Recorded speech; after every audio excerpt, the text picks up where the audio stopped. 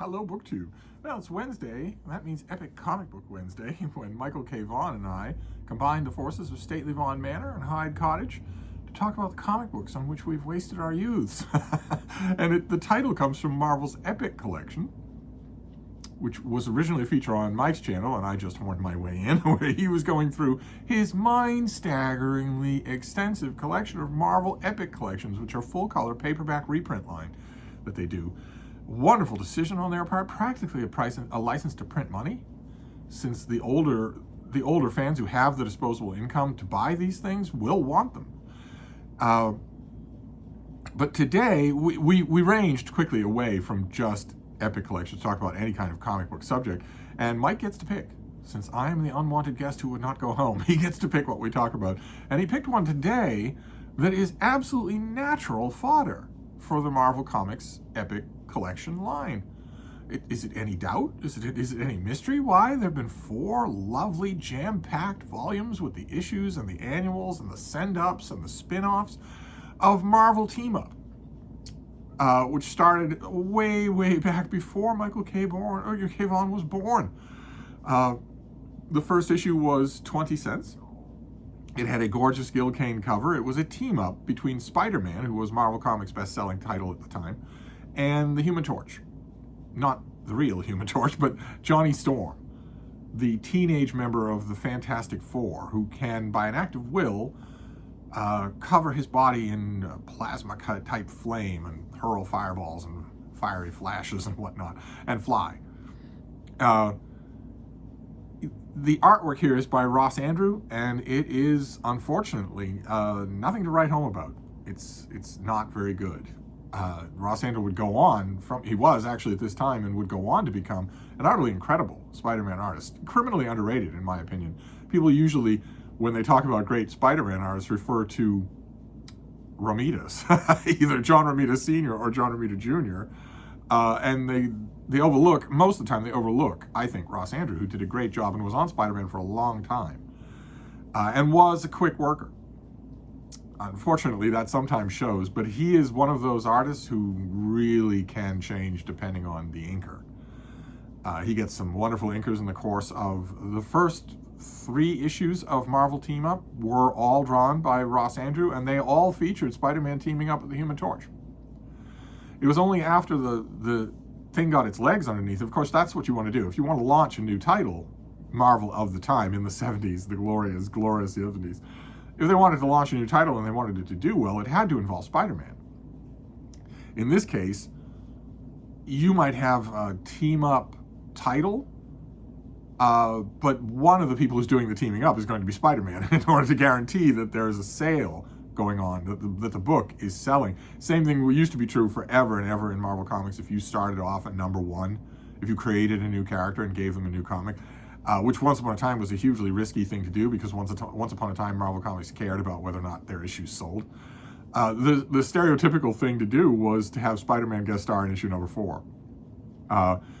Here, the ambit of this thing could extend to just any time that Marvel heroes meet each other in the extremely crowded lower Manhattan where they all seem to live and have their adventures. But we start off with Spider-Man. In this first issue, they face the Sandman, who has if you know from the Spider-Man movie, he has the ability to alter his molecular structure along the lines of silicon. So he can either be a sandstorm or a pile of sand or a rock-hard wall of silicon and anything in between. Which means that unaided by any scientific invention, unaided by any kind of technology, Spider-Man would be unable to defeat this character. And the Human Torch would be all too able to defeat him, but will not. The Human Torch, Johnny Storm, is one of the few Marvel characters who never actually gets to use his superpower. Because if he's flying into a warehouse with the rest of the Fantastic Four to take down an international cosmic arms dealer, the most natural thing in the world would be for him to do what the original Human Torch in World War II did, which is just to incinerate people. And Johnny Storm doesn't do that, so he's left just sort of flying around. But they face the Sandman, and it's a heart-touching issue. It's Unfortunately, it's a Christmas issue. Oh, God. And the issue number 2, I wasn't all that fond of issue number 1. I saw potential. I immediately started thinking up all sorts of team-ups that I would like, but I wasn't all that fond of it. I've never been all that big a fan of Spider-Man. I know that is the ultimate comic book heresy, but I mean, he's got hang-ups, man. He needs bread to take his sweetie out to the sock hop. He's got an ailing old aunt, and nothing ever works his way. And when he runs to catch the bus, he's late, and the rear wheel of the bus sprays up all sorts of puddle water on him. As opposed to soaring heroically through the skies of Metropolis. But I bought the second issue anyway. This is another Gil Kane cover. Unfortunately, as many good Gil Kane covers as there are in the run of Marvel Team. They did a lot of covers for Marvel Team Up. There are also bad Gil Kane covers. This is a terrible Gil Kane cover. Is Spider-Man one of the Rockettes? I don't know. Is the Human Torch actually on this cover? I suppose if you hunt around for him, Where's Waldo style, you'll find him. And it's just them versus the Frightful Four. It's a little bit ridiculous. And then we get the third issue, also a Gil Kane cover, much better Gil Kane cover, with Morbius, the human vampire. The subject of one of, until this week, the greatest Marvel superhero movie flop of them all. Until the Marvels was a much, much greater flop, a much bigger flop. Then we got to by issue number 3, I was ready to give up on this thing. And then we get to issue number 4, which this is a very bad Gil Kane cover, but it's got Gil Kane artwork, and it's Spider-Man and the X-Men, the original X-Men. It was a kind of a dumb story, but I was kind of hooked by then, and then my relationship with this book was on and off for the rest of the 70s, because I did not get the issues that did not have guest stars that I like. Once it became obvious that it was almost always going to be Spider-Man teaming up with someone, then I was only in it for the guest star. So if the guest star was someone I'd never heard of, or someone I didn't like, or someone I wasn't interested in, then I wouldn't get the issue, which drove me crazy in the 1990s, 20 years later, when I had a huge steamer trunk, 4 feet, your hip size, and capable of holding thousands of comics, and it had thousands of comics in it. And at one point, I had a gigantic stack of Marvel team-up issues that I would periodically read and reread, and it killed me in the 1990s that I didn't have a complete run of Marvel team-up because of that. Because like, for instance, what's a good example? Yeah, this is a good example. Marvel team-up number 8 has a John Romita Sr. cover, which is no small thing. That is a pretty great inducement. John Romita Sr. is the artist here, and he is a great Spider-Man artist. And the villain is Mankiller, who would be the hero legally, by legal obligation. This character would be the hero in a 2023 Marvel comic book. But it guest stars the Cat. Well, I didn't even know about her until I read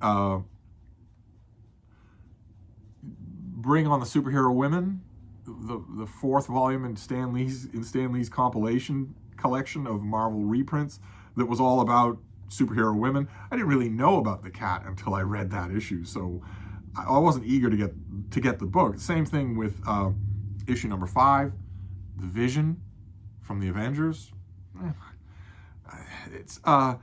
It wasn't really anything that interested me, but oh my, when an issue interested me, it really interested me. Absolutely. Let me get you a perfect example. Marvel Team Up number 14. Where Spider-Man teams up with Prince Namor the Submariner. And this has gorgeous Gil Kane artwork with someone named W. Howard as the inker, and the inking is incredibly good. Very, very detailed. I just loved it. Absolutely loved it. This issue I kept. Most of those old pile of Marvel team-ups I did not keep. Even the ones that I kind of sort of liked. I still got rid of them. But it started to get pretty interesting. Like, for instance, Spider-Man teaming up with the Vision is kind of interesting. The Vision has never had his own comic book. He's always been a supporting player in the Avengers. He was created for the Avengers. And the same thing with number 17, whereas another Gil Kane cover here, and Spider-Man teams up with Mr. Fantastic, the leader of the Fantastic Four. And in the next issue, I think it's number 18. Yeah, it's in issue number 18 with a fantastic Gil Kane cover, we get the Human Torch teaming up with the Hulk, and this has great Gil Kane artwork inside. He's one of my favorite comic book artists, as you can probably tell. So as you can see from this, it's hit or miss. The old Marvel team-up was hit or miss. One of the wise things about it, here, I'll key up the next issue that I really like.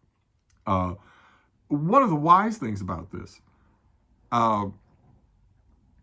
was making, it was a financial decision, but making Spider-Man the key focus character for most of these things was very wise. At the time, Spider-Man was an everyman character. He isn't himself overpowered, so it is realistic to believe that he would need help, that he could use the help of whoever his guest star is. In Marvel Team-Up, a lot of times, I think it's Bill Mantlo who was mostly had a tendency in the direction of writing Spider-Man as though he were a normal guy who can shoot webs and cling to walls. In other words, no super strength. Spider-Man actually has super strength. He isn't invulnerable. If you punch him, he's going to bruise. But he can lift 10 tons, which 8 to 10 tons. And that is no small thing. That, as you know from the Avengers movie, that enables him to catch a car in midair. And that almost never is apparent in Marvel Team-Up. They downplayed that considerably in order to level the playing field between Spider-Man and his co-star, whoever the co-star was. And they often had to do that in the opposite direction, too. They often had to dampen down the co-star as well. I mean, realistically speaking, let's get a good example here. Can we find an example that is an example of what I'm talking about?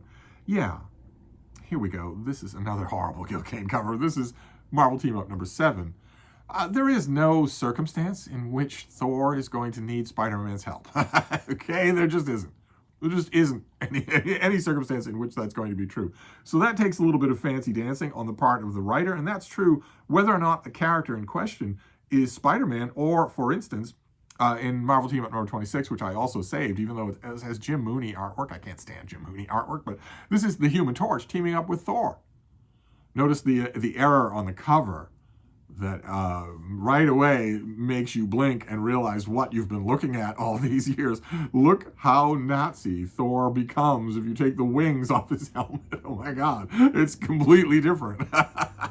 And in this comic, in this issue, sure, the Human Torch flies around and he throws fireballs and he makes a couple of quips now and then. And what does Thor do? He single-handedly defeats the entirety of the underground of the entire army of the Mole Man. And here, let me get you a piece of a deathless Jim Mooney artwork. In addition to that, he also quelches Mauna Loa volcano, which is erupting, while the Human Torch just stands around. I don't know what I'm going to do. So you run into problems like that when you make an everyman, or this thing here, oh my God, Marvel Team-Up number 28, a Gil Kane cover, terrific Gil Kane cover, where Spider-Man teams up with Hercules, and the climax of this old issue is, as you can tell from the cover, the villains here are city stealers, and they want to steal Manhattan, the island of Manhattan. And at the end of the issue, Hercules puts chains around his shoulders and physically pulls the island of Manhattan back into its place in the harbor. Let me see. This is, again, wretched Jim Mooney artwork, but let me show you. I might as well. Yeah, I remember. Yeah, there's an image there.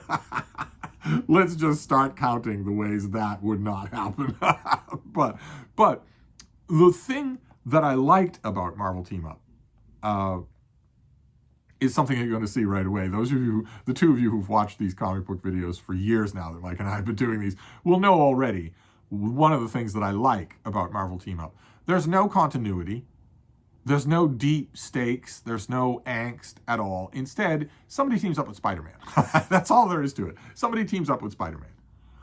It's a Marvel comic, so Spider-Man is often moping or pitting himself. And some of his other characters some of his guest stars have mopey moments, but it's a very DC type comic. The same thing was being done at the same time with The Thing from the Fantastic Four, Ben Grimm. who was also at the time one of Marvel's most popular characters for pretty much the same reason. Because like Spider-Man, he's infinitely relatable. He's a normal guy. Doesn't put on any airs, doesn't have any kind of monologuing habit or anything like that. He was a little bit trickier over in Marvel 2-in-1. That was his team-up book. Because he's much more powerful than Spider-Man. He, instead of being able to lift 10 tons, he can lift 10 tons with one finger. He can lift 90 tons.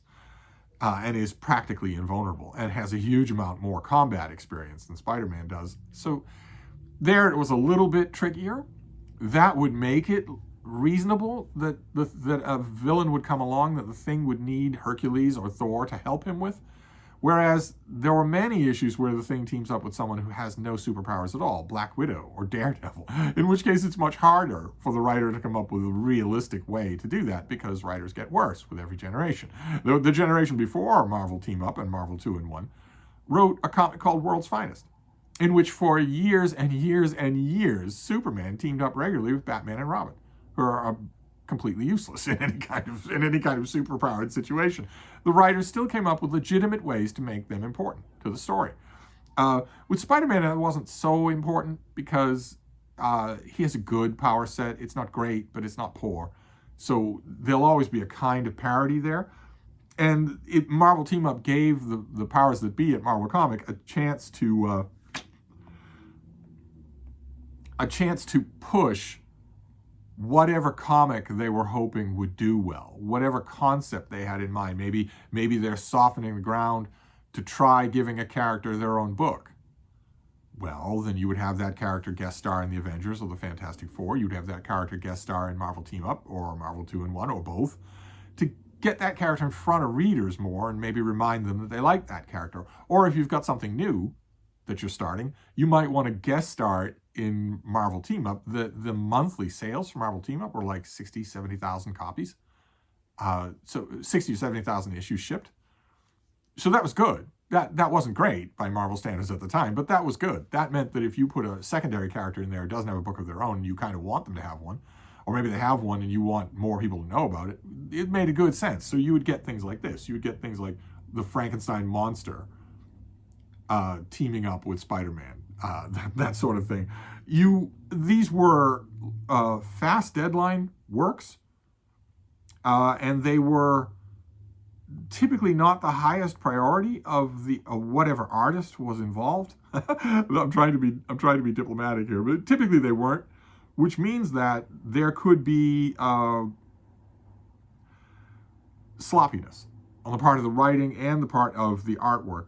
There could be sloppiness, and there's really no way around that. You just had to sort of factor that into enjoying the issues, whatever issue that you were reading. Like, for instance, in issue number 38, so you can see this did well. This Marvel Team Up just kept going and going. It did well. Fans liked it. There was no such thing at the time as a pull list, but the guy at my comic shop, at the shop where I got comics, knew perfectly well that I wanted Marvel Team Up every month, and that if I didn't, because I had no idea what was coming out. There was no previews magazine or anything like that. So I would go, and if it was a week when there was a new issue of Marvel Team Up and it was something I didn't like, the guest star was a character I wasn't interested in, like for instance the Beast from the X-Men. I had sort of an informal arrangement with the guy at the shop that if you've pulled this for me, I'll show up on the day of its release, so you won't be losing any customers. You can put it right back on the rack. And also, since you pulled it for me, if you do that, I will pick something that you didn't pull for me and buy that. So you won't be out your 25 cents. And this is a perfect example. This issue is a perfect example. It's by Bill Mantlo. It's got very boring artwork by Sal Buscema. He's not trying all that hard. And it's silly. It's just a ridiculous story. Spider-Man is swinging along in the rain and sees a body flying out of the sky. Mantlo gives him a couple of one-liners. He says, "I've heard it raining cats and dogs, but this is absurd." It's a scientist. He manages to snatch the scientist out of the air. They both end up in the East River, but they're both alive. They're both alive when the Beast just happens to be there and fishes them out of the water.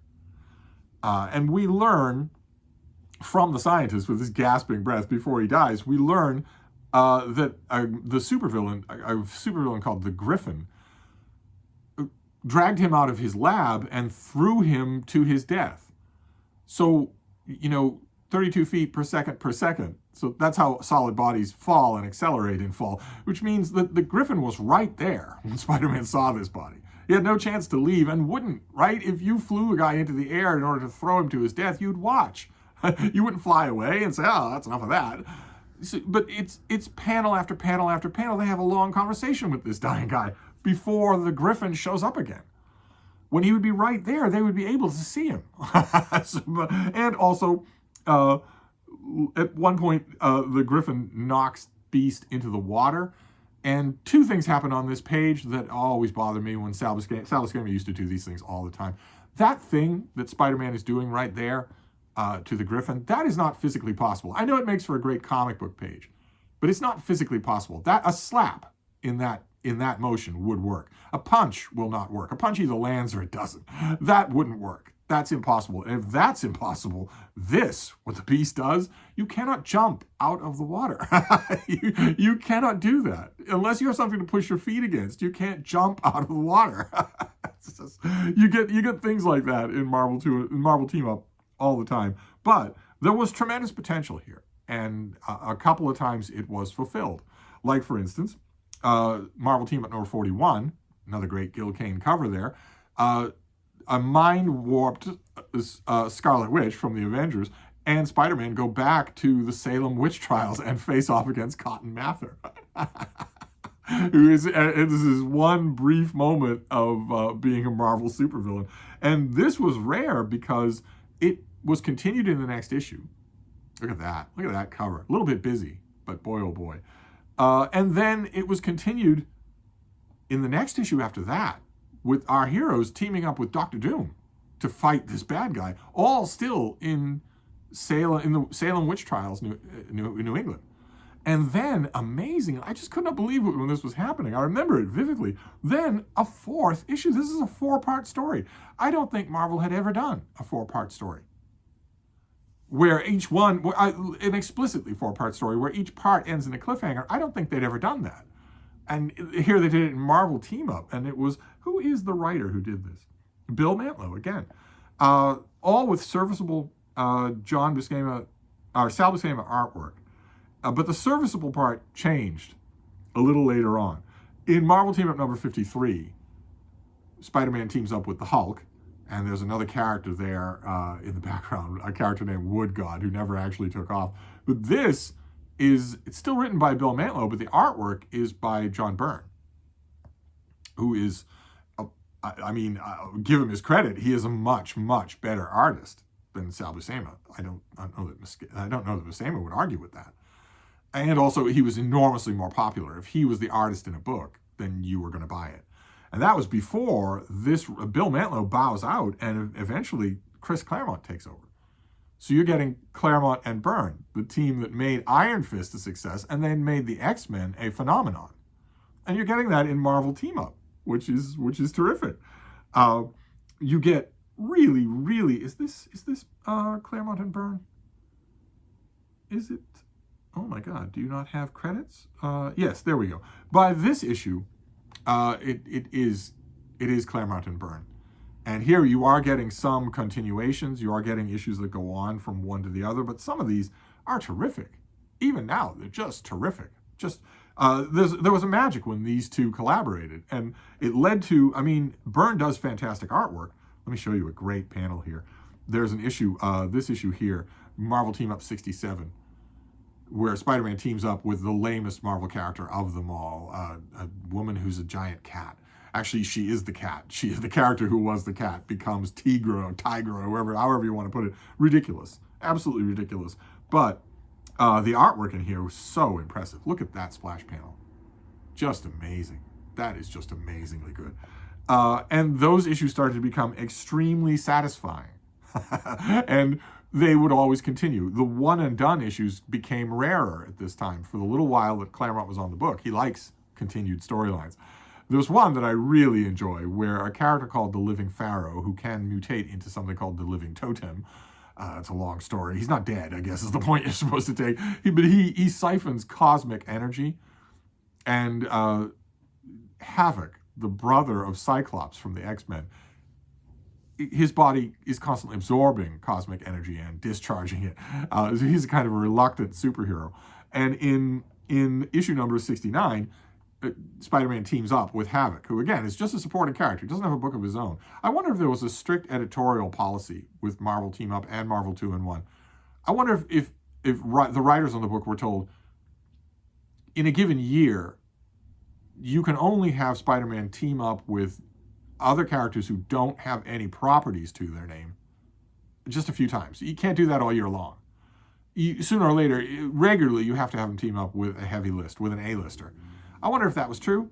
In this case, it's Havoc, and they face off against the Living Pharaoh, who mutates into the Living Totem, the Living Monolith, sorry. And in the following issue, since the Living Monolith is 50 feet tall and immensely powerful, Spider-Man can't team up with Havoc anymore. Instead, he teams up with Thor. And we get the treat of Chris Claremont writing Thor and John Byrne drawing him, which doesn't happen all that often. See, look at that great artwork. Look at that. Spider-Man, of course, can't do much with a character like that. He can't fight much with a character who's that big. So he gets help from Thor. Here we have John Byrne artwork with Tony DeZuniga inks. It would ordinarily be a disastrous combination, but in this case, it really works. And the Living Monolith is almost Thor's equal. It's very touch and go. Spider-Man doesn't know really how to help. he really doesn't know how to help. He's sort of, I mean, we've got these gigantic panels where Thor is fighting this towering thing. Spider-Man can't do much more than watch. And once all the innocents are out of the way, we get this great panel from John Byrne, where Claremont says, "No more will innocents be placed at hazard by our battle. I will create a breeze to push the tugboat crew to the shore, and then I will create a tempest such as the world hath never seen. Rise, ye winds, in the name of him who is thy master, and teach this errant knave which of us truly worthy of the title, God." And Spider-Man can't do much, right? When those are the stakes involved, he can't do much. So he swings it to the Empire State Building and asks this couple of tourists if he could maybe borrow one of the cameras to look at the battle. He just wants to look at what's happening. And he gets a great line in here that when I saw it, I realized, I forget, this must have been the 80s. I realized when I read this line that it is what I had been missing in Marvel Team Up and Marvel 2-in-1. In Marvel Team Up, you get Spider-Man the Everyman dealing with all of these different guest stars. Doctor Strange, Ant-Man and the Wasp, the Submariner, no matter who it is, dealing with all these different guest stars. And he's either met them before or he hasn't. He either has a history with them or not, but he's a normal Joe. Okay, fine. That could be done a lot better. There was no effort in Marvel Comics to do anything like that at the time anywhere, and not in Marvel Team Up or anywhere else. So that could have been done better, but it was still there. The one thing that wasn't there is how Spider-Man would feel around some of these beings. How he would feel watching them wield their powers. And in this issue, when Spider-Man is looking out at that battle, we actually get a line along those lines. Spider-Man says, "Thor's pulled out all the stops all right. It's incredible. A hurricane barely half a mile wide, and outside of it, everything is as calm as could be. But inside..." And then he stops and he asks, how can any single being control that much power? Terrific. Absolutely terrific. That's kind of what I want. He busies himself with the rest of the story, but that made me realize that the element that I really kind of wish for in these Marvel Team Up issues was what these superheroes think of each other. Maybe that's a little too touchy-feely for me, a little too Tom King, but I wanted that, and I very seldom got it, even as the issues went on and on. Some of the issues were downright strange. I said one in Marvel Team Up 74, Spider-Man teams up with the not ready for primetime players from Saturday Night Live. Go figure. And there were classics as well. This issue, number 79, this is Claremont, right? Right? Yes, this is Chris Claremont and John Byrne, and this is Spider-Man teaming up with Red Sonja. And it's wonderful. Absolutely wonderful. It's a wonderful standalone issue where Sonja comes forward to the present day. It has a terrific moment after Spider-Man and Red Sonja have dealt, or have broken free and have dealt with the bad guy who's doing all of his, he is also from the Sumerian age, he's also from Red Sonja's time, and it's all been happening inside an antiquarian museum. And at one point, the fight, when it finally breaks out, breaks the door down, and the two characters from 10,000 years ago are stunned to see this world. They can't even imagine this world. I just love that. When I saw it, I just loved that. That is when you know that a writer is paying attention. And there you go. Really, I mean, that is it. That is our epic comic book for today. It's Marvel Team Up. Just a fun comic that it could occasionally be very, very good. And that is, as I mentioned at the beginning of the video, readily available in the Marvel... Oh, no. Oh, no. It's not. For some unknown reason, Marvel Team Up has never been given the red carpet treatment in reprint by Marvel Comics. Marvel 2-in-1 has, but Marvel Team Up, no. It has not. I was talking with Mike, and he said that he's pretty sure, and I think he's right, that the only time that any Marvel Team-Up issues have ever been reprinted was one of those old Marvel Essentials line in black and white, and cheap black and white at that. If you open up a Marvel Essentials volume, they're collectible now, so I don't know how readily you would find one, but they were reprint volumes like the Epic collections. They were bigger. You got a lot of comics, but they were all in black and white to keep the price down. They were $20, but you got the issues, but you didn't get any color. And they weren't all that well made. If you were to open an old Marvel's Essential volume and sort of rub your thumb on one panel, you would start to wipe the ink right off the page. And that's the only time. No Michael K. Vaughan style $125 hardcover omnibus that you can't use because it weighs 50 pounds. No Marvel Epic collections. Don't know what's going on there. I really don't. Can't for the life of me figure it out. Spider-Man is still a recognizable character. There would be a buyership for those volumes. I'm pretty sure that the Marvel 2-in-1 volumes, there was one a couple of years ago, and there's one this year, or early next year in January. And those volumes do well. Fans buy those. And Marvel Team Up was generally a better Team Up comic than Marvel 2-in-1.